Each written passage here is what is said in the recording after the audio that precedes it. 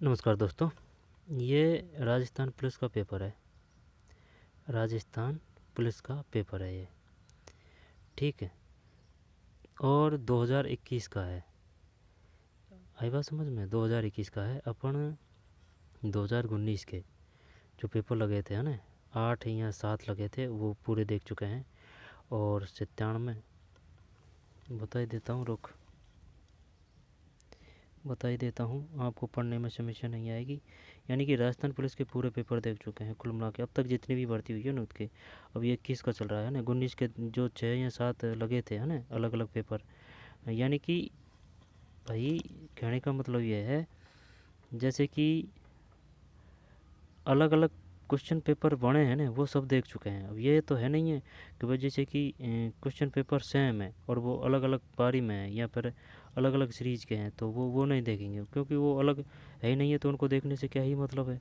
जो अलग question paper बना है वो सब देख चुके हैं अपन, है ना। जैसे कि पेपर कोड 7, 8, 6, 5, 6 तो था ही नहीं 2019 में, और 3, 2, इसी प्रकार। अब ये 21 का है। अब 21 में ये है, पेपर कोड 16 है और ए सीरीज़ का है ना।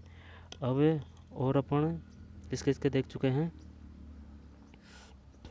1997 सन का, 99, 2001, 2003, 2005, 2007, 2008, 2010, 2013, 2014, ये जितनी भी राजस्थान पुलिस की जितने भी पेपर लगे हैं वो देख चुके हैं। क्यों देख रहे हैं? इस वजह से देख रहे हैं क्योंकि उसमें राजस्थान जी के शानदार क्वेश्चन है, और राजस्थान जी के सभी एग्जामों में समान दृष्टि से आती है, इसलिए उपयोगी है, चाहे वो किसी भी पद की एग्ज़ाम हो।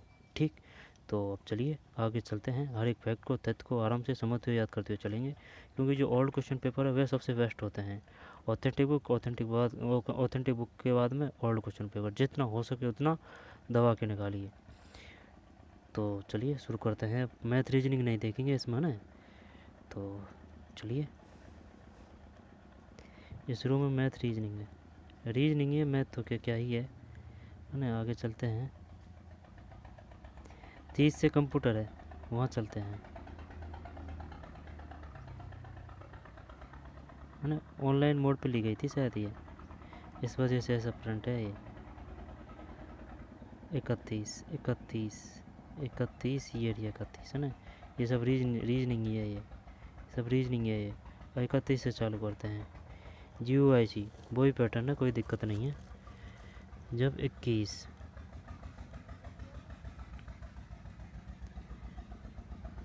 31 GUI में जी का पूर्ण रूप क्या है? ये इसका नाम है पूरा GUI, the graphical user interface. जो ग्राफिकल, ये आ गया ग्राफिक्स नहीं है, ग्राफिकल। 31 में सही है, ग्राफिकल। फिर 31 के बाद में 32। विंडोज़ ऑपरेटिंग सिस्टम में टास्क मैनेजर खोलने के लिए निम्न में से किस कीबोर्ड शॉर्टकट का उपयोग किया जाता है?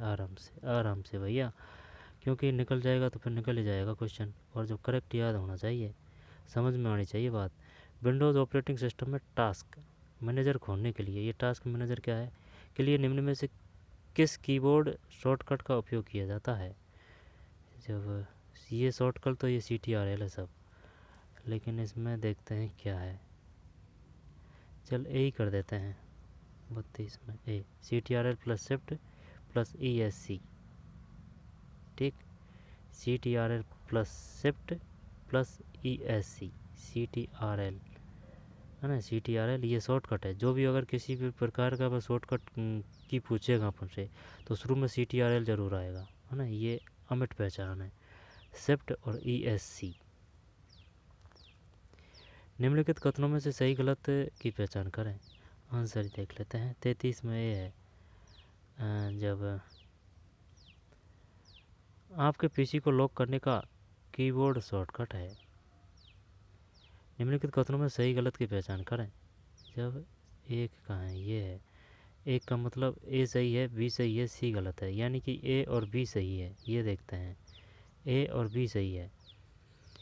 आपके PC को लॉक करने का कीबोर्ड शॉर्टकट है। आपके PC को लॉक करने का कीबोर्ड शॉर्टकट है।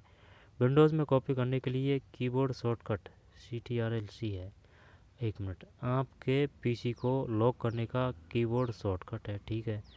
विंडोज़ में कॉपी करने के लिए कीबोर्ड शॉर्टकट CTRL-C, ये बता रहा हूँ मैं। शॉर्टकट में अगर पूछेगा, किसी भी प्रकार की शॉर्टकट की के बारे में पूछेगा तो CTRL जरूर आएगा, CTRL। और इसके बाद में अगर ये की पूछ रहा है तो +C है। ये कॉपी की तो ये कॉपी की C है। ये है ना, A भी सही है। गलत है, इसको तो क्या ही पढ़ना। विंडोज़ में कौन सा क्षेत्र सभी पिन किए गए प्रोग्राम प्रदर्शित करता है? विंडोज़ में कौन सा क्षेत्र सभी पिन किए गए प्रोग्राम प्रदर्शित करता है? 34 में C है, टास्क बार। विंडोज़ में कौन सा क्षेत्र सभी पिन किए गए प्रोग्राम प्रदर्शित करता है? Task bar. दोबारा देख ले, विंडोज़ में है ना, विंडोज़ जैसे कि विंडोज़ 10, विंडोज़ 11 है ना। विंडोज़ में कौन सा क्षेत्र, 11 तो पता नहीं है लेकिन 10 तो ज़रूर है। विंडोज़ में कौन सा क्षेत्र सभी पिन किए गए प्रोग्राम प्रदर्शित करता है? कौन सा क्षेत्र सभी पिन किए गए प्रोग्राम प्रदर्शित करता है? टास्क बार है ना, टास्क बार। टास्क बार है, title bar, task pane, task bar, address bar नहीं, गुमराह नहीं होना है, सिर्फ टास्क बार है ना, टास्क बार। फिर 35, www में W का पूर्ण रूप क्या है? जो वर्ल्ड वाइड वेब है, अब वर्ल्ड वाइड वेब है जब, इसमें अब क्या कौन सा W की पूछ रहा है, अब क्या ही बताऊँ मैं इसमें हैं। www का अब एक W पूछ रहा है, वर्ल्ड वाइड वेब। जब कौन सा W की पूछ रहा है भाई, ये W का पूर्ण रूप क्या है? World wide web. चल जाने दे भाई, ये तो पता है, वर्ल्ड वाइड वेब ही हो गया। 35 में भी है वाइड। W का पूर्ण रूप क्या है ना, wide. World wide web, world wide web. Wide का मतलब होता है एरिया, विस्तार से है ना। जैसे कि अपन वो वाइड गेंद करते हैं ना, जैसे कि भाई ये क्रिकेटर है, क्रिकेटर की ये पिच है, अब यहाँ से अगर गेंद करता है तो वो वाइड जाती है ना। तो वाइड का मतलब होता है विस्तृत, ठीक है ना। वाइड का मतलब विस्तृत। W का पूर्ण रूप क्या है? पूर्ण रूप क्या है? वाइड है ना, विस्तृत है इसका मतलब। जब 35 में भी है वाइड। निम्नलिखित में से कौन सा प्रतीक ईमेल पते एड्रेस में अनिवार्य है? इनमें से कौन सा प्रतीक ईमेल पते एड्रेस में अनिवार्य है? @gmail.com, @gmail.com। ये 36 सही है। निम्न में से कौन सा कीबोर्ड शॉर्टकट गूगल क्रोम में बुकमार्क बार को दिखाने या छिपाने के लिए उपयोग किया जा सकता है?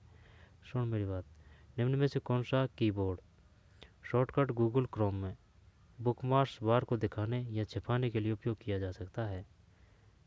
CTRL तो सब है ना। जब इसमें शिफ्ट भी करते हैं, चल 37 में सही है, CTRL शिफ्ट भी। निम्न में कौन सा कीबोर्ड शॉर्टकट गूगल क्रोम में बुकमार्क्स बार को दिखाने या छिपाने के लिए उपयोग किया जा सकता है? CTRL प्लस शिफ्ट भी। गूगल क्रोम में डाउनलोड पेज को नए टैब में खोलने के लिए निम्नलिखित में से कौन सा कीबोर्ड शॉर्टकट इस्तेमाल किया जा सकता है? एक मिनट, गूगल क्रोम में डाउनलोड पेज को नए टैब में खोलने के लिए निम्नलिखित में कौन सा कीबोर्ड शॉर्टकट इस्तेमाल किया जा सकता है? CTRL J, CTRL G, CTRL shift plus J या F12 या फिर F6। देखते हैं 38 में एक है CTRL J। 38 में गूगल क्रोम में डाउनलोड पेज को नए टैब में खोलने के लिए निम्नलिखित में से कौन सा कीबोर्ड शॉर्टकट इस्तेमाल किया जा सकता है? CTRL प्लस J है। दोबारा देख ला, छोड़ेंगे नहीं इनको ना, टाइम लग जाए, कोई लग रही है तो कोई परेशानी नहीं है भाई। दिक्कत ये है, आप सब चीज़ पढ़ना चाहते हो तो सब चीज़ पढ़ना चाहते हो और अच्छी तरह से याद करना चाहते हो तो टाइम बढ़ाना पड़ेगा है ना। जो जितना ज़्यादा मेहनत करेगा वो उसको इतना फल मिलेगा, चाहे वो कोई भी हो, कहीं भी हो, किसी प्रकार से किसी भी स्थिति परिस्थिति में हो। जो ज़्यादा जितना पढ़ेगा वो उसको उतना याद होगा, वही बात है। निम्नलिखित कथनों में से सही गलत की पहचान करें। जब A और B है ना, आपके पीसी को लॉक करने का कीबोर्ड शॉर्टकट है, यानी कि कीबोर्ड के माध्यम से पीसी लॉक हो सकता है। इस बात से अपन को ये पता चला है। विंडोज़ में कॉपी करने के लिए keyboard shortcut CTR plus C है। और विंडोज़ में कौन सा क्षेत्र सभी पिन किए गए प्रोग्राम, ये वो है टास्क। टास्क और ये वाइड है, डब्ल्यू का पूर्ण रूप है वाइड। निम्न में से ये एट है। निम्न में से कौन सा कीबोर्ड शॉर्टकट गूगल क्रोम में बुकमार्क बार को दिखाने या छिपाने के लिए उपयोग किया जा सकता है? ये CTR plus shift plus B सही है। गूगल क्रोम में डाउनलोड पेज को नए टैब से जब 38 में ये है CTRL J। फिर URL में L का पूर्ण रूप क्या है? URL में L में आएगा, ये लोकल लेवल तो है नहीं है, आई समझ में। URL तो लोकेटर या फिर लोकेशन, यार लोकेशन करूँ या लोकेटर करूँ? URL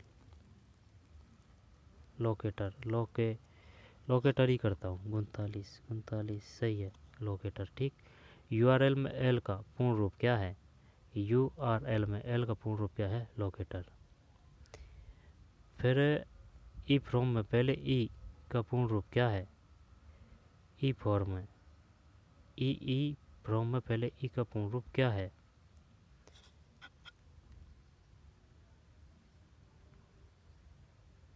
बता क्या आएगा इसमें यार? ई फ्रॉम में पहले ई का पूर्ण रूप क्या है?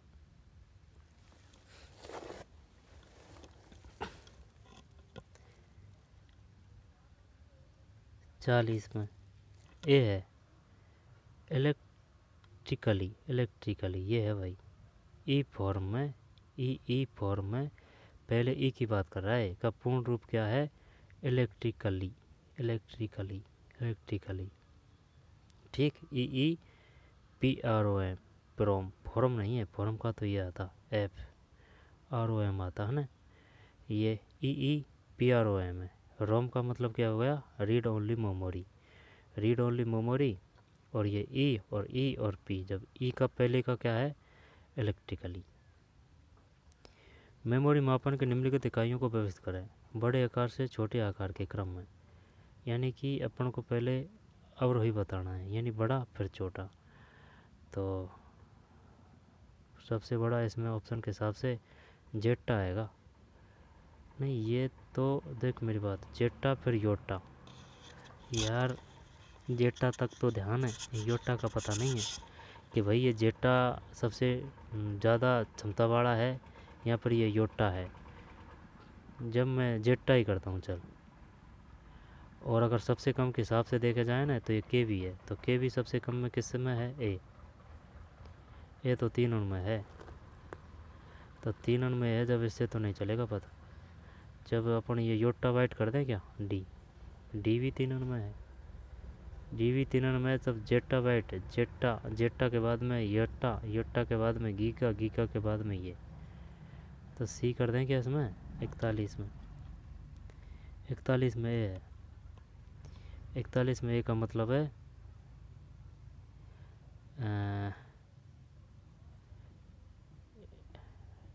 डी है ना, फर्स्ट पे ये डी, फिर सी बी, ये उल्टा है ना, उल्टा है, DCB है। जब योटा है भाई सबसे ऊपर है। अच्छा, नहीं पता तो था अपन को, लेकिन ये श्योर नहीं थे इस पर, क्योंकि जेटा तक याद है, ये कभी आया भी नहीं।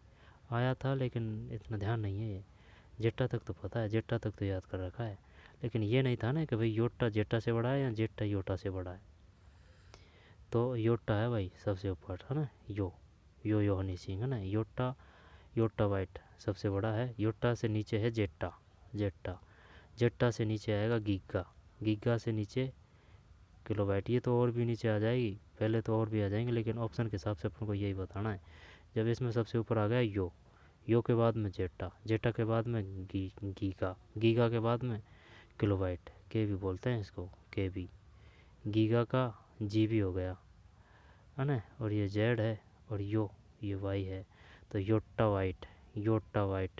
वाइट सबसे ज़्यादा है क्षमता वाला। कि योटा वाइट से भी बड़ा है कोई, पता नहीं भाई।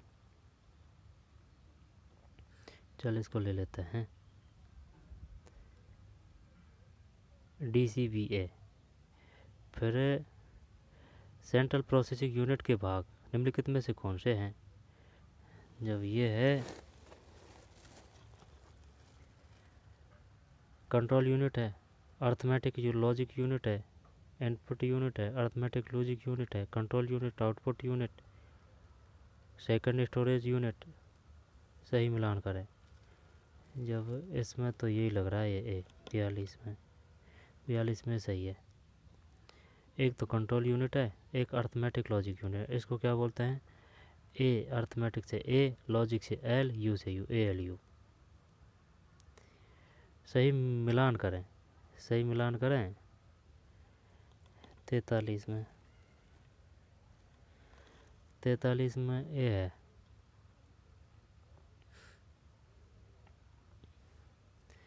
तो 43 में अगर ए है तो इसका मतलब हो गया 2 3 1, 2 और ये 3 है ना, 2 3 और ये 1 है। जूम कर लो इसको, है ना। ए जब 2 फिर ये 3 और ये 1 है। ये डिवाइस यानी पार्ट्स है और ये यूनिट है, यानी कि इनपुट इनपुट या इनपुट यहाँ इसका मतलब है स्कैनर। सही है, स्कैनर इनपुट डिवाइस है। और ये बता प्रिंटर क्या आएगा? प्रिंटर आउटपुट आएगा, स्कैनर है इनपुट, वेब कैमरा किस में आएगा? इनपुट में आएगा। Output unit daisy wheel printer, और processing unit arithmetic logic unit और कंट्रोल यूनिट। ठीक है ना। Input scanner, output daisy wheel printer, processing unit arithmetic logic unit और कंट्रोल यूनिट ALU। इसके बाद में निम्नलिखित में कौन सी यूनिट अंत प्रयोक्ता एंड यूजर्स को डेटा प्रस्तुत करती है? 44 में बी है आउटपुट यूनिट। निम्नलिखित में से कौन सी यूनिट अंत प्रयोक्ता एंड यूजर्स को डेटा प्रस्तुत करती है? समझ में आ रही है बात?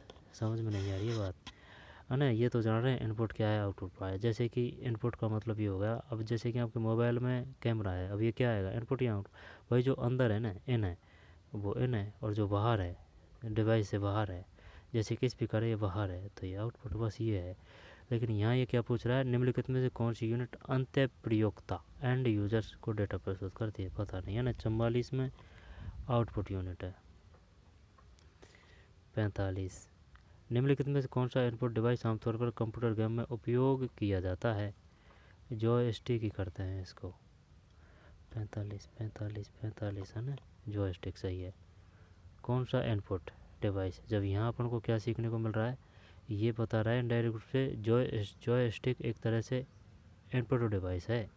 निम्नलिखित में से कौन सा इनपुट डिवाइस आमतौर पर कंप्यूटर गेम में उपयोग किया जाता है? जॉयस्टिक। ये राजस्थान पुलिस वालों ने पेपर जो बनाया है वो सेम टू सेम वैसे ही है जो 2019 के हिसाब से ना, वही। ठीक है ना, सिर्फ क्वेश्चन अलग है। जॉयस्टिक है 45 में भी जॉयस्टिक। निम्न में से कौन सा माउस का एक प्रकार नहीं है? जब निम्न में से कौन सा माउस का एक प्रकार नहीं है? जब माउस का एक प्रकार नहीं है,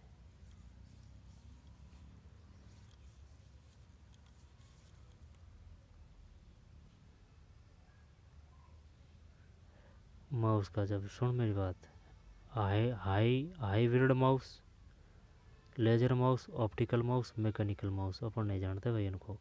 चल 46 में देखते हैं क्या है। 46 में डी है, हाइब्रिड माउस है। हाइब्रिड माउस, माउस का एक प्रकार नहीं है जब ये और भी काम कहें होने को। तो जब निम्नलिखित में कौन सा इनपुट डिवाइस आमतौर पर कंप्यूटर गेम है ना, जब ये जॉयस्टिक है, जॉयस्टिक क्या है? ये इनपुट डिवाइस है। और निम्न में कौन सा माउस का एक प्रकार नहीं है? माउस का हाइब्रिड माउस, निम्न कौन सा माउस का एक प्रकार नहीं है?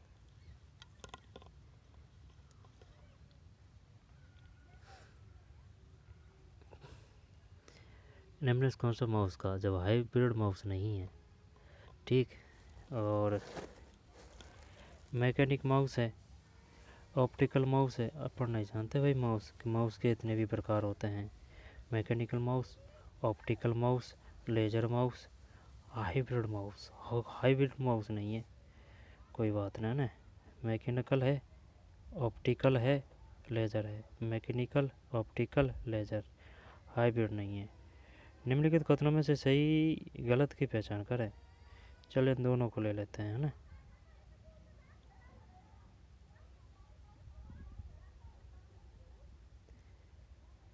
45 में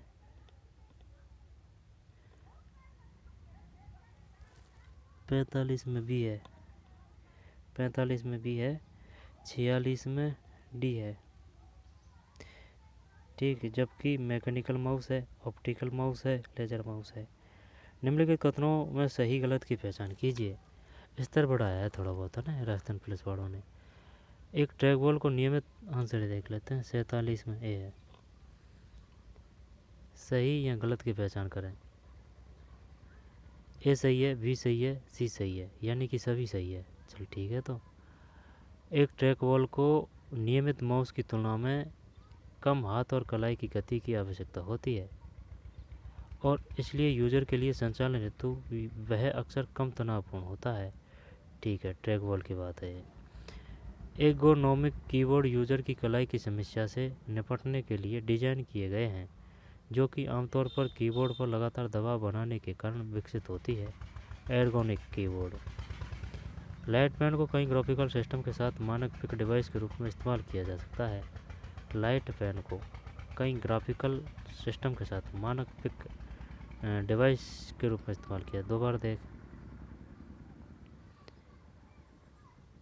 निम्नलिखित कथनों में सही गलत की पहचान कीजिए। एक ट्रैक बॉल को नियमित माउस की तुलना में, है ना, एक ट्रैक बॉल को नियमित माउस की तुलना में कम हाथ और कलाई की गति की आवश्यकता होती है, यानी कि माउस को ज़्यादा होती है ना, और इसलिए यूज़र के लिए संचालन हेतु वह अक्सर कम तनावपूर्ण होता है, यानी कि इसमें सुविधा रहती है चलाने में। किसको? ट्रैक बॉल को।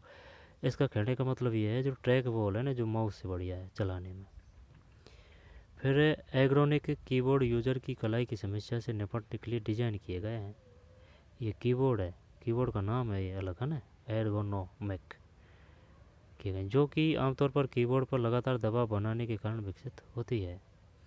लाइट पेन को कई ग्राफिक सिस्टम के साथ मानक पिक डिवाइस के रूप में इस्तेमाल किया जा सकता है। लाइट पेन को कई ग्राफिक सिस्टम के साथ मानक पिक डिवाइस के रूप में इस्तेमाल किया जा सकता है। लाइट पेन को कई ग्राफिक्स सिस्टम के साथ मानक पिक डिवाइस के रूप में इस्तेमाल किया जा सकता है। ये तीनों सही है भाई, देख लेना अच्छी तरह से आएगा ये क्वेश्चन कहीं ना कहीं। कंप्यूटर अगर ढंग से अगर कंप्यूटर भी पढ़ ली ना इनकी, तो जैसे कि किसी भी एग्ज़ाम है ना, वही इसमें 100 क्वेश्चन आ रहे हैं ना कंप्यूटर के, उसमें तो आप कर देंगे 15 या 20 क्वेश्चन, और जिसमें अगर 10 क्वेश्चन कंप्यूटर का आ रहे हैं तो उसमें से आप कर देंगे 5 क्वेश्चन, और अगर जिसमें 20 आ रहे हैं ना तो उसमें आप 8-7 क्वेश्चन कर सकते हैं। ये है कहने का मतलब मेरा। ठीक, तो इसके साथ साथ में कंप्यूटर भी क्लियर हो रही है अगर ढंग से पढ़ेंगे तो। प्रिंटर की इमेज गुणवत्ता मापने के लिए निम्न किस यूनिट का उपयोग किया जाता है? प्रिंटर की इमेज गुणवत्ता मापने के लिए प्रिंटर इनमें से किस यूनिट का उपयोग किया जाता है? आंसर 48 में ए, डॉट्स प्रति इंच। अच्छा, यानी कि अगर ये डॉट्स प्रति इंच जो ज़्यादा होगा इसकी ज़्यादा क्वालिटी आएगी। प्रिंटर की इमेज गुणवत्ता मापने के लिए निम्न में किस यूनिट का उपयोग किया जाता है? डॉट्स प्रति इंच। ठीक है, डॉट्स प्रति इंच, है ना, डॉट्स प्रति इंच है, डॉट्स प्रति इंच। इसके बाद में निम्न में कौन सा एक हार्ड कॉपी डिवाइस है? हार्ड कॉपी डिवाइस है, हार्ड की बात कर रहा है ना, जब मॉनिटर नहीं है, प्रोजेक्टर नहीं है, हार्ड कॉपी डिवाइस। चल ड्रम प्रिंटर करते हैं। 49 सही है, ड्रम प्रिंटर। कौन सा एक हार्ड कॉपी डिवाइस है? Drum printer. यही बात है, जैसे कि अपन ये पढ़ रहे हैं ना इसके माध्यम से, ये क्या है? Soft copy. अगर इसको ऑफलाइन लेके हाथ में पढ़ेंगे तो वो हो जाएगी हार्ड कॉपी। सही कॉलम का मिलान करें। आंसर ही देख लेते हैं। 50 में ए है, 2, 3, 1, 2 3 1,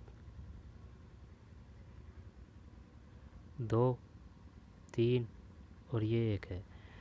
बबल जेट प्रिंटर यह स्याही तैयार करने के लिए तापन तत्वों का उपयोग करता है।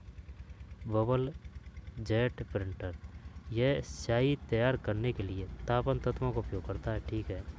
लेज़र प्रिंटर यह ड्रम को धनात्मक रूप से चार्ज करने के लिए तत्व तार का उपयोग करता है, जिस पर बाद में एक लेज़र प्रसार की जाती है जो अन्य क्षेत्रों में चार्ज को उलट देती है जहां यह हिट करती है। इंकजेट प्रिंटर यह स्याही स्प्रे के लिए पीलो इलेक्ट्रिन क्रिस्टल का उपयोग करता है।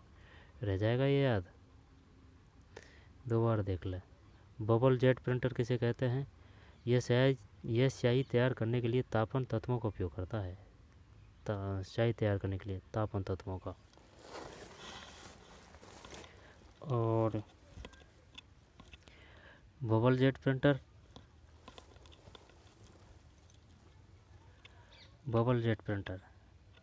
यह स्याही तैयार करने के लिए तापन तत्वों का उपयोग करता है।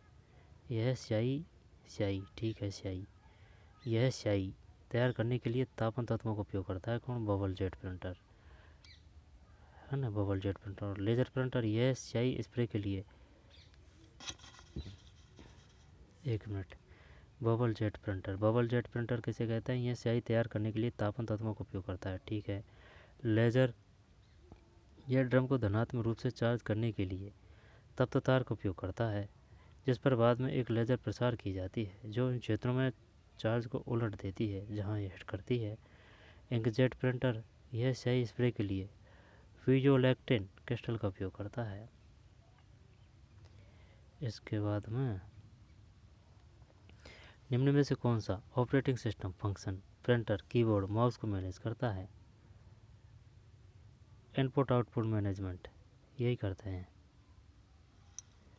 या फिर प्रोसेस मैनेजमेंट करें? कौन सा operating system function printer keyboard mouse को मैनेज करता है? भी करते हैं। चल 51 में सही है, इनपुट आउटपुट मैनेजमेंट है ना। ऑपरेटिंग सिस्टम फंक्शन निम्न में से कौन सा operating system function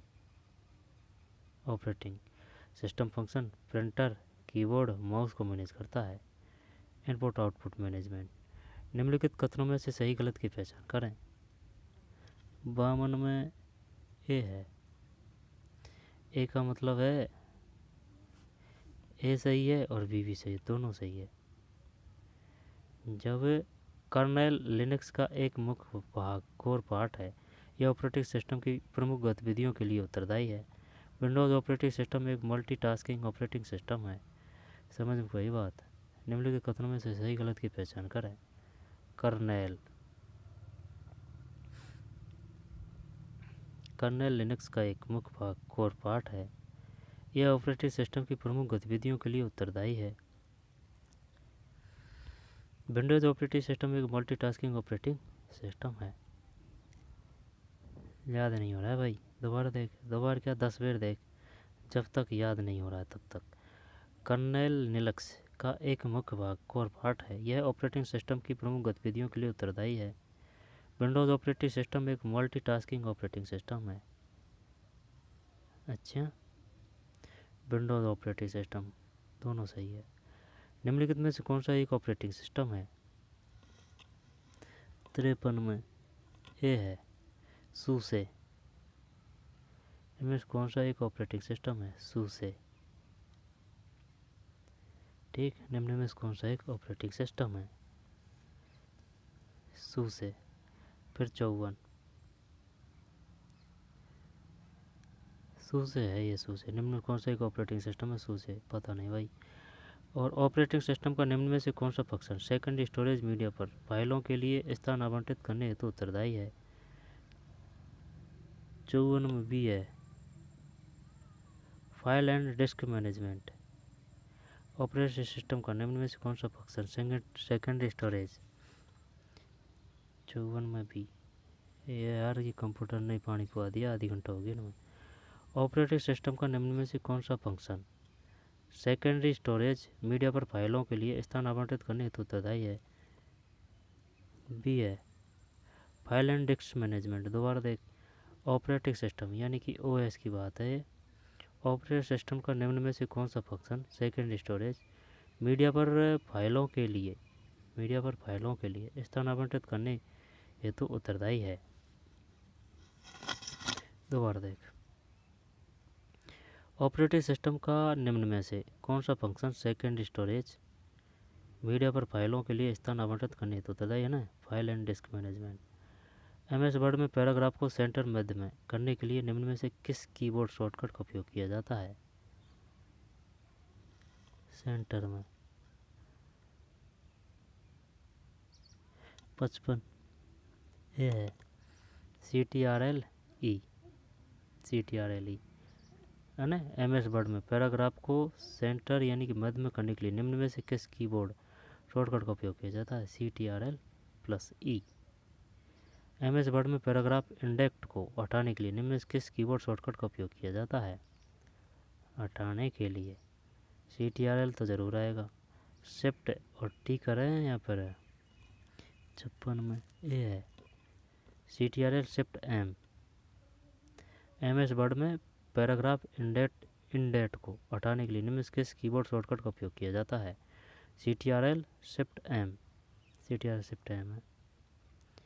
MS word में पैराग्राफ को बाईं ओर संरेखित करने के लिए निम्न से किस कीबोर्ड शॉर्टकट का उपयोग किया जाता है?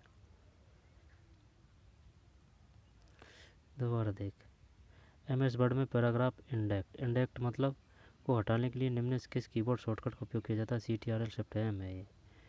और एमएस वर्ड में पैराग्राफ को बाईं ओर संरेखित करने के लिए निम्न में से किस कीबोर्ड शॉर्टकट का उपयोग बाईं ओर मतलब इधर है ना उपयोग किया जाता है? 57 बाईं ओर को गया लेफ्ट, सही है। बाईं ओर को अपन लेफ्ट बोलते हैं ना, तो ये लेफ्ट हो गया लेफ्ट। और अगर बाईं की जगह दाएं देता तो दाएं की जगह आ जाता CTRL राइट। फिर 58 एमएस वर्ड में डॉक्यूमेंट में फाइल ऑब्जेक्ट डालने के लिए ऑब्जेक्ट डायलॉग प्रदर्शित करने हेतु निम्न में किस कीबोर्ड शॉर्टकट का उपयोग किया जाता है? 58 में ए है ALTNJJ।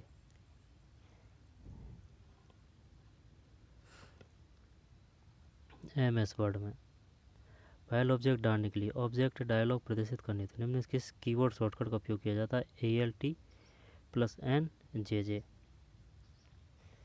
इसके बाद में MX Excel 365 के निम्न में किस मेन्यू में फिल्टर्स विकल्प मौजूद होते हैं? 59C है डाटा। MS Excel ये 365 के निम्नलिखित में किस मेनू में फिल्टर्स विकल्प मौजूद होते हैं? डाटा। MS Excel में क्रिएट टेबल डायलॉग को प्रदर्शित करने के लिए निम्न किस कीबोर्ड शॉर्टकट का उपयोग किया जाता है?